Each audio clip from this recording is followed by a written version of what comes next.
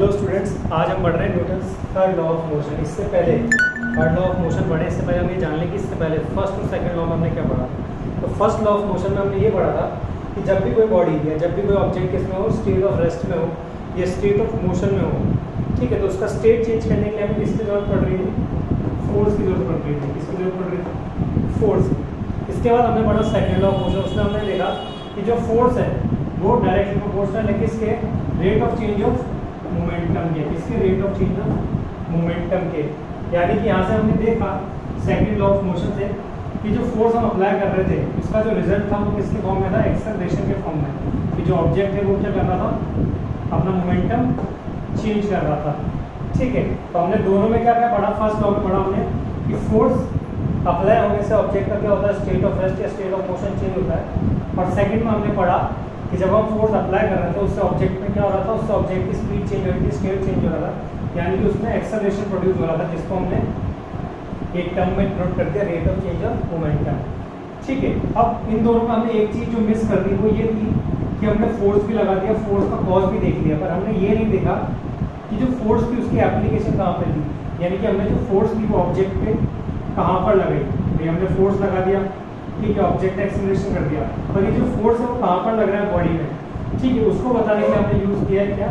Third law of motion. तो third law of motion जो है वो हमें बताता है कि जो फोर्स है वो कहाँ पर लगेगी? ऑब्जेक्ट पे।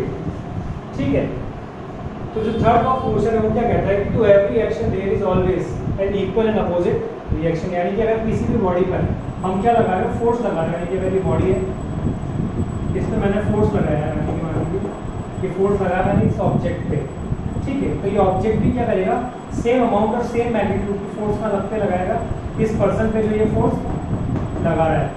ठीक है, मान लीजिए कि ये जो पर्सन है इस ब्लॉक पे 5 न्यूटन की फोर्स लगा रहा है, तो ये ब्लॉक भी क्या करेगा? उस पर्सन पे 5 न्यूटन की फोर्स लगाएगा। एग्जाम्पल के लिए देख लें हम, अगर एग्जाम्पल लें कोई अच्छा सा, तो मान लीजिए कि ये कोई बुक है जो किसी टेबल पर रखी हुई है। ठीक है, अभी जो बुक है वो क्या करेगी? अपना वेट कहाँ पर पुट करेगी? टेबल पे पुट करेगी। ठीक है, अब उसकी वजह से होना क्या चाहिए था कि टेबल को, या यूँ बोल दीजिए कि इस बुक को कहाँ जाना चाहिए था? नीचे आ जाना चाहिए था, पर ऐसा तो हो नहीं रहा है। बुक कहाँ पर रखी हुई है? स्टेबल रखी हुई है, टेबल पर। यानी कि कुछ ऐसी फोर्स है जो इस बुक को क्या कर रही है? बैलेंस कर रही है। तो जो फोर्स इसको बैलेंस कर रही है वो कौन सा फोर्स है? Normal force. ठीक है, या यूँ बोल दीजिए कि इस बुक का जो ये mg था, यानी कि जो फोर्स बुक में लगाई वो थी एक्शन फोर्स। ठीक है, और इस एक्शन फोर्स का जो रिएक्शन था वो थी नॉर्मल फोर्स। ठीक है, यानी कि जब भी हम किसी ऑब्जेक्ट पे क्या करते हैं? एक्शन करते हैं, टू एवरी एक्शन, यानी कि हमने कोई सा भी एक्शन किया तो उसका हमेशा ऑलवेज इक्वल एंड अपोजिट क्या होता है? रिएक्शन होता है। यानी कि अगर मैंने mg फोर्स से नीचे एक्शन किया है तो जो नॉर्मल है उसका फोर्स भी कितना होगा?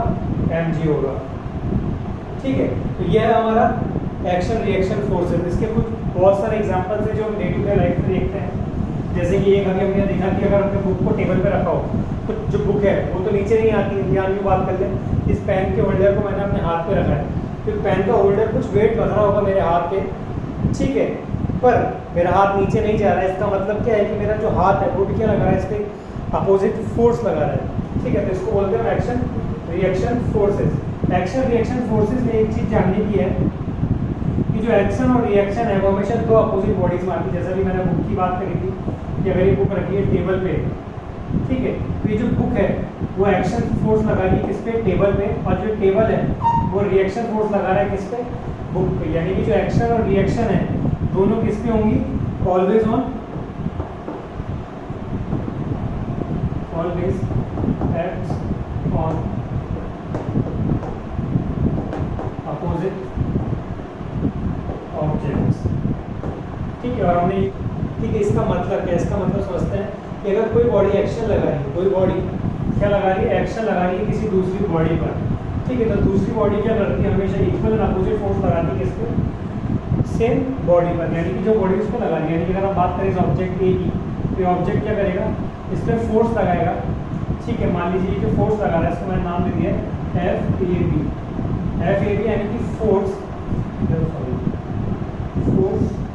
FBA। FBA का मतलब क्या है? कि force. On B due to A, यानी कि अगर मैं ये लिख रहा हूँ एफ बी ए, इसका मतलब क्या है, force on B due to A. और अगर मैं लिख रहा हूँ एफ ए बी, तो इसका मतलब हो गया force on A due to B. तो इस ऑब्जेक्ट में जो फोर्स लगाई वो कितनी थी, एफ बी ए। ठीक है, अब बी क्या करेगा, according to third law of motion ये भी इक्वल एंड अपोजिट फोर्स लगाएगा किस पर, ए पर। तो ये फोर्स लगाएगा इस डायरेक्शन में। ठीक है, और ये जो फोर्स लगाएगा वो कौन सी होगी, एफ ए बी। अब थर्ड लॉ ऑफ मोशन क्या बोलता है कि जो फोर्स ए ने लगाई होगी, ठीक है, जो फोर्स ए ने लगाई होगी वो कौन सी फोर्स होगी, एक्शन फोर्स होगी, उसने फोर्स लगाई है। ठीक है, अब ये जो फोर्स है वो क्या होगी, इक्वल एंड अपोजिट होगी किसके, रिएक्शन के। किसके, इक्वल एंड अपोजिट होगी रिएक्शन की। यानी कि ये जो फोर्स है एफ ए बी वो किसके बराबर होगी, एफ बी ए के। और साथ में लिखा हुआ है कैसी होगी, अपोजिट होगी। ठीक है, तो अपोजिट को डिनोट करने के लिए हमने यहाँ पे क्या लगा दिया, एक नेगेटिव साइन। ठीक है, कुछ नोट जो मैंने आपको लिखना है वो क्या है कि action and reaction never acts on the same body. यहाँ पे भी हम देख पा रहे हैं कि एक बॉडी पे एक्ट नहीं है, ये ए अलग बॉडी है, बी अलग बॉडी है, पर दोनों किस पे एक्ट कर रहे हैं, दोनों एक दूसरे पर एक्ट कर रहे हैं। तो कभी भी क्या है, सेम बॉडी पे एक्ट नहीं करते हैं, हमेशा किस पे करते हैं, डिफरेंट बॉडी पे एक्ट करते हैं। साथ ही ये जो फोर्सेज हैं, ये जो दो फोर्सेज हैं हमेशा कैसी होगी, पेयर में होगी। कभी भी ऐसा नहीं होगा कि ये ऑब्जेक्ट है और इस पर ये फोर्स लग रहा है, ऐसा कभी नहीं होता। ये अगर ये इस पर फोर्स लगा रहा है तो ऑब्जेक्ट भी क्या होगा, इस पर फोर्स लगा रहा होगा। ठीक है, कुछ एग्जाम्पल से अगर हम समझें, इसको मैं एक बार इरेज कर दूं।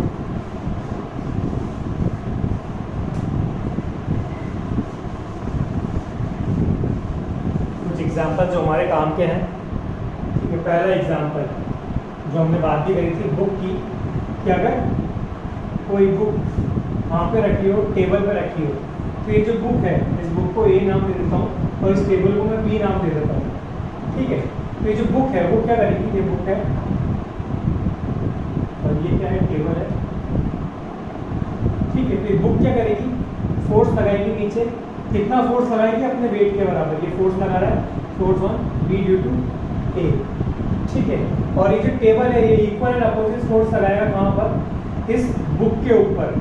ठीक है, तो ये हो जाएगा force on A due to B. ठीक है, अब ये जो फोर्स है, ठीक है, एक बात ध्यान रखनी है, कहीं बुक में लिखा हुआ नहीं है, पर अगर हम इसको ध्यान से देखें तो हमें समझ में आता है कि जो फोर्स है वो अपोजिट को लग रही है, पर वो इस तरीके से लग रही है कि वो क्या करती है, जो भी दूसरा ऑब्जेक्ट है उसको कंप्रेस करने की कोशिश करती है। क्या करती है, कंप्रेस करने की कोशिश, यानी कि उसको प्रेस करने की कोशिश करती है।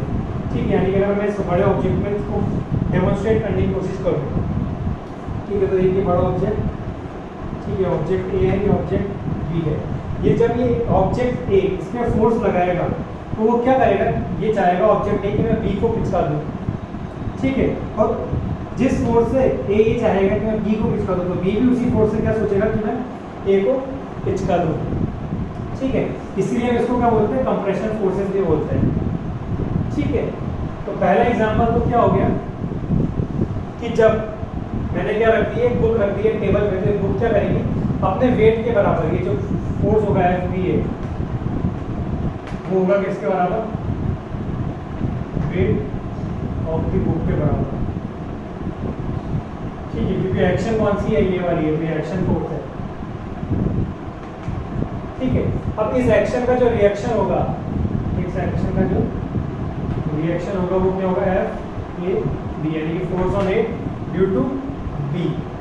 ठीक है, और न्यूटन्स थर्ड लॉ के हिसाब से क्या होगा कि जो एफ ए बी है, ठीक है, वो किसके बराबर होगा, सॉरी, जो एफ बी है वो बराबर होगा किसके, negative of F A B के। यानी कि जो फोर्स किसने लगाई है, ए ने लगाई है बी पर, वो किसके बराबर होगी, फोर्स लगाई है इसने बी पर तो ए पर जो डायरेक्शन होगा वो क्या होगा, अपोजिट होगा। इसलिए मैंने यहाँ पर क्या लगा दिया, नेगेटिव साइन लगा दिया। ठीक है, अगर मैं इसको इन नंबर्स में बात करूँ, टर्म्स ऑफ नंबर्स से बात करूँ, मान लीजिए कि ये कोई ऑब्जेक्ट है जो कहाँ पर रखा हुआ है, किसी टेबल पर रखा हुआ है। अब ये जो वेट है इस ब्लॉक का मास है मान लीजिए 5 kg। ठीक है, तो जो नीचे फोर्स लगाएगा वो कितना होगा, 5 kg का होगा, ठीक है। पर अब हम देखते हैं कि जब मैं कोई भी सामान टेबल पर रखता हूँ तो टेबल नीचे तो नहीं जाती या टूट तो नहीं जाती, टूट नहीं जा रही। इसका मतलब क्या है, कुछ ऐसी फोर्स है जो इन फोर्सेस को क्या कर रही है, बैलेंस कर रही है। अगर फोर्स बैलेंस नहीं होती तो क्या होता है, इस टेबल का ऐसा कुछ हो जाता, होता नहीं होता। पर ऐसा तो कभी होता नहीं है, टेबल हमेशा क्या रहती है, सीधी रहती है, ठीक है। तो यानी कि ऐसी फोर्स क्या लग रही होगी, ऊपर लग रही होगी 5 kg की, जो इसको क्या कर रही होगी, बैलेंस कर रही होगी। और बैलेंस होने की कंडीशन के लिए क्या चाहिए, ये फोर्स इस फोर्स को बराबर होनी चाहिए, यानी कि 5 kg प्लस 5 kg, तभी तो बैलेंस होगा। तो यही मैंने यहाँ पे लिखा है कि जो फोर्स और ए बी है वो किसके बराबर है, फोर्स और बी है, ठीक है। बस ये डायरेक्शन दिखाने के लिए हमने यहाँ पर क्या लगा दिया था, नेगेटिव साइन लगा दिया था, ठीक है। तो ये पहला एग्जाम्पल हुआ आपका। दूसरे एग्जाम्पल की अगर हम बात करें, सेकेंड एग्जाम्पल की बात करें, जब भी हम ग्राउंड पे चलते हैं, जब भी हम ग्राउंड पे चलते हैं, ठीक है, तो हम क्या करते हैं, हमें आगे मूव करना है तो हम क्या करते हैं, हमारे पैरों से एक पीछे की तरफ फोर्स लगाते हैं, ग्राउंड पे पीछे की तरफ फोर्स लगाते हैं, ठीक है। मान लीजिए हमने जो फोर्स लगाई वो कितनी है, 5 न्यूटन की है, ठीक है। तो ये जो ग्राउंड है वो भी क्या करेगा, इक्वल एंड अपोजिट फोर्स लगाएगा, ठीक है, अपोजिट डायरेक्शन में, जिसकी वजह से हम क्या कर पाते हैं, आगे मूव कर पाते हैं, ठीक है। थर्ड एग्जाम्पल की अगर बात करें, रॉकेट सिस्टम की बात करते हैं। मान लीजिए ये कोई रॉकेट है, रॉकेट जैसा लग नहीं रहा है, और ये कोई रॉकेट है मान लीजिए, ठीक है। अब ये क्या करेगा, इसको आगे मूव करना है, तो इसके अंदर जो फ्यूल फिल्ड है उसको हम बर्न करेंगे। जैसे हम फ्यूल को बर्न करेंगे, जो फ्यूल है वो कहाँ से निकलेगा, पीछे नोजल से निकलेगा, ऐसे करके कुछ फ्यूल निकलेगा पीछे से, ठीक है। तो ये जो गैसेस बाहर निकलेंगी ये क्या करेंगी, बाहर का जो प्लेटफॉर्म होगा या बाहर जो सराउंडिंग्स होंगी उस पर क्या करेंगे, हाई फोर्स से, इससे हाई टेम्परेचर और हाई फोर्स से क्या करेंगे, बाहर प्रेशर लगाएंगे, ठीक है। उसकी वजह से क्या होगा, जैसे ये फोर्स लगाएंगे, यानी कि इन्होंने क्या करा है, एक्शन किया है कहाँ पर, बाहर सराउंडिंग्स में, उसकी वजह से क्या होगा यार, उसका रिएक्शन होगा कहाँ पर, इस रॉकेट पर, ठीक है। और ये रॉकेट क्या करेगा, आगे मूव करेगा, ठीक है। और एग्जाम्पल देखते हैं, फोर्थ एग्जाम्पल, आपने देखा होगा जब भी आप स्विमिंग करते हैं या आप पानी में बोट चलाते हैं, ठीक है, ये पानी में आ गया है, ठीक है, और ये बोट हो गई हमारी, ठीक है, इस पर पर्सन बैठा हुआ है, ठीक है। तो जब भी इसको बोट चलानी होती है, ये क्या करता है, अपनी स्टिक से पानी को रो करता है, ठीक है। रो करने की वजह से क्या होती है, जो इसकी स्टिक है वो पानी पे क्या करती है, पीछे की तरफ फोर्स लगाती है, ठीक, कहाँ लगाती है, पीछे की तरफ फोर्स, ठीक है। तो न्यूटन्स थर्ड लॉ क्या बोलता है, to every action there is equal and opposite reaction. तो पानी क्या करेगा, जितनी फोर्स से मैंने पानी को पीछे धकेला है उतनी फोर्स से ये हमें क्या करेगा, आगे की तरफ पुश करेगा, ठीक है। तो ये क्या हो गया, एक्शन और रिएक्शन हो गए। और एग्जाम्पल की बात करते हैं, फिफ्थ,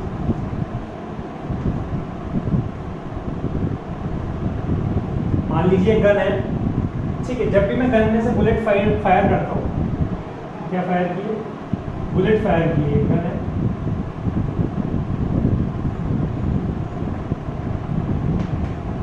बुलेट, ठीक है। जब भी मैं क्या करता हूँ, गन में से बुलेट फायर करता हूँ, ठीक है, तो मैंने क्या किया, इसको वेलोसिटी दी है, इसको बुलेट को, ठीक है।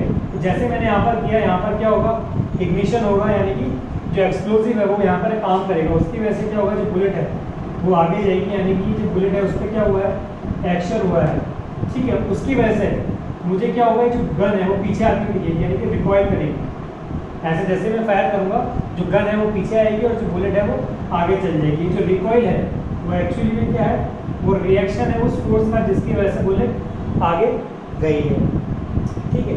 तो ये कुछ एग्जाम्पल्स है किसके, Newton third law of motion के आपसे एग्जाम में पूछा जाता है कि जब भी हम रोड पे चलते हैं, या explain Newton third law of motion with reference to person walking on the ground. तो आप कैसे समझाएंगे, आप ऐसे समझाएंगे कि कोई पर्सन है जो ग्राउंड पे वॉक कर रहा है, ग्राउंड पे वॉक करने के लिए वो क्या करेगा, जो उसके पैर हैं उससे वो फोर्स लगाएगा किस पे, ग्राउंड पे, किस पे लगाएगा, ग्राउंड पे, ठीक है।